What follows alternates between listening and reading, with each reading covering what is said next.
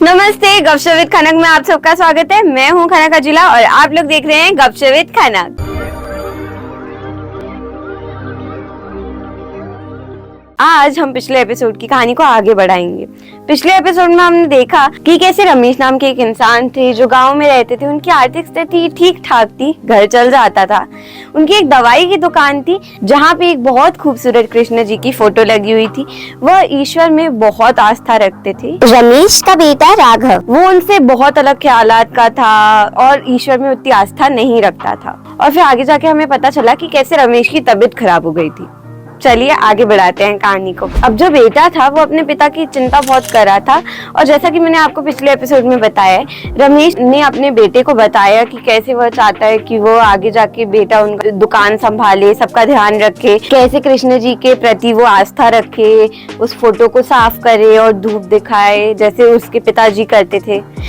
और थोड़े दिन बाद रमेश नहीं रहे। अब थोड़े समय बाद जब रमेश नहीं रहे तो उनका जो बेटा था वह दुकान संभालने लग गया। और जैसा कि उसके पिता ने कहा था, वो कृष्ण जी से प्रार्थना करता था, कभी कभार उनकी फोटो साफ करता था रोज और धूप दिखाना भूलता नहीं था।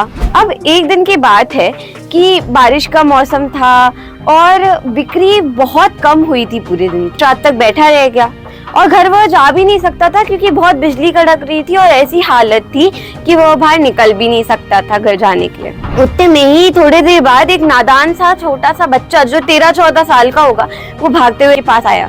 उसने कहा कि भैया, मेरी जो माता है उनकी तबीयत बहुत खराब है और डॉक्टर ने कहा अगर ये दवाई समय पे तुरंत नहीं दी थोड़े समय के अंदर तो उनकी हालत बहुत खराब हो जाएगी। ने जब दवाई का नाम पढ़ा तो उसने कहा हाँ मेरे पास है। राघव तो अंदर दवाई लेने गया और जैसे ही वो बाहर आया उसे ध्यान में आया कि जिस काउंटर पे वो बैठता है वहां पे तो ऑलरेडी वो दवाई रखी है। तो काउंटर पे अब 3 दवाई रखी थी। एक वह शीशी दवाई खिलाया था, वही सेम दवाई की एक और शीशी टेबल पे रखी थी और एक चूहे मारने की दवाई की शीशी रखी थी।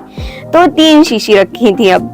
और थोड़ी देर में ही वो पैसे देके दवाई लेके वह युवा चला गया अपनी माँ के पास। अब जिस समय ये घटना हुई है उस समय लाइट गई हुई थी तो अंधेरे में ज्यादा कुछ दिख नहीं रहा था दोनों लोगों को। और थोड़े समय बाद जब लाइट आई, राघव ने देखा कि वो दवाई की शीशी अभी भी पड़ी है तो वह रखने चला गया। फिर उसे ध्यान आया कि 3 शीशियां थी, एक जो वो लाया था और उसी दवाई की एक और शीशी और चूहे मारने की शीशी। राघव को तो लगा कि वो दूसरी वाली शीशी ले गया होगा, कोई बात नहीं, एक ही दवाई है। पर जब उसने ध्यान से देखा लाइट आने के बाद तो उसे पता चला कि वो जो लड़का था वह चूहे मारने की शीशी ले गया और उस दवाई की दोनों शीशी रजिस्टर पे धरी रह गई। राघव सर पकड़ के बैठ गया। उसे समझ नहीं आ रहा था वो क्या करे। वो बहुत दुखी हो गया था। वह सोच नहीं पा रहा था कि उसके द्वारा दी हुई जो शीशी है वो चूहे मारने की दवाई है और वो एक बेटा अपनी माँ को देने जा रहा था। तो उसे समझ नहीं आ रहा था कि वो क्या करे। फिर उसे अपने पिता की कही हुई बात ध्यान में आई।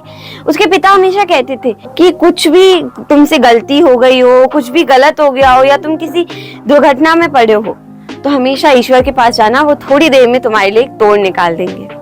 वह कृष्ण भगवान की फोटो के सामने गया, दिया लगा के प्रार्थना करी कि हे भगवान, बहुत बड़ी अपराध हो गया है ये, आप कुछ करिए और वो जो माता है उनकी जान बचाइए। वो अपने काउंटर की तरफ जा रहा था।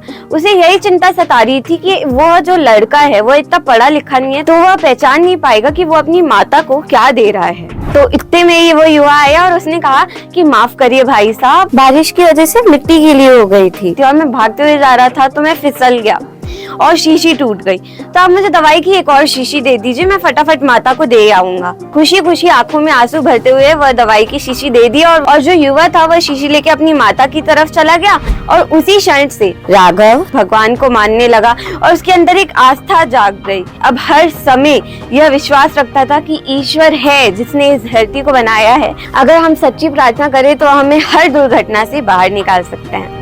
आशा है कि आपको आज की कहानी अच्छी लगी होगी।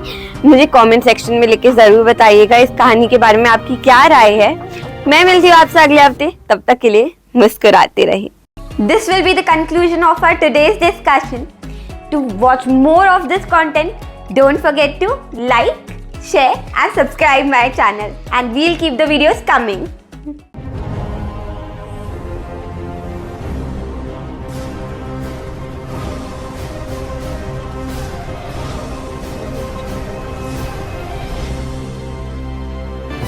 A KH production.